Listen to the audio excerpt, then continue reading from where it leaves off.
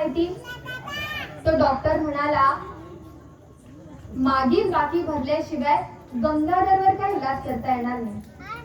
अहो, तापीने तडफडत असणाऱ्या माझ्या त्या चिमुकल्या बाळाला मी रस्त्यावरती घेऊन बसलेले होते पोरी. माझं बाळ तिथे तापीने तडफडत तडफडत रस्त्यावरती मरून पावलं.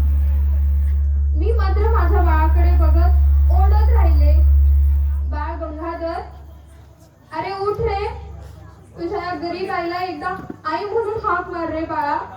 मी माझ्या गरिबीमुळे तुला औषध पाणी दवा पाणी पुरवू शकले नाही. बाळा उठ रे.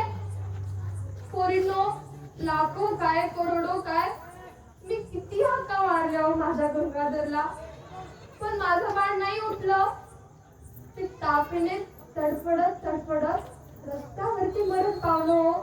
केवळ आणि केवळ माझ्या गरिबीमुळे मी माझ्या लेकराला दवा पाणी औषध पाणी पुरवू शकले नाही, म्हणून माझं बाळ रस्त्यावरती मरण पावलं. कित्येक तरी डॉक्टर आजूबाजूने चालले होते, कित्येक तरी लोक आजूबाजूला होते, परंतु माझ्या गरिबीमुळे एकाने मला मदत केली नाही. आणि केवळ गरिबी या एका कारणामुळे माझं बाळ तिथे रस्त्यावरती मरण पावलं. बाळांनो, खरं तर आभाळ एवढं दुःख होतो, पण सांगायचं कुणाजवळ? आपलं असं वाटणार इथं कोणीच नको. तरी पण मी माझ्या त्या चिमुकल्या गंगाधरचं दुःख तेवढ्याच ताकदीने पचवत होते.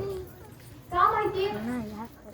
कारण मला खात्री होती, मी आणि माझ्या साहेबांनी आतापर्यंत खूप कष्ट घेतलाय, खूप त्याग केलाय, म्हणून माझ्या आणि माझ्या साहेबांच्या कष्टामुळे आज माझा एक चिमुकला गंगाधर इथे रस्त्यावरती मरून पडला आहे. परंतु माझ्या आणि माझ्या साहेबांच्या कष्टामुळे तुम्हा कोट्यावधी लेकरांमधून कोट्यावधी गंगाधर उभारणार होते. मला त्याचा अभिमान होता बाळांनो.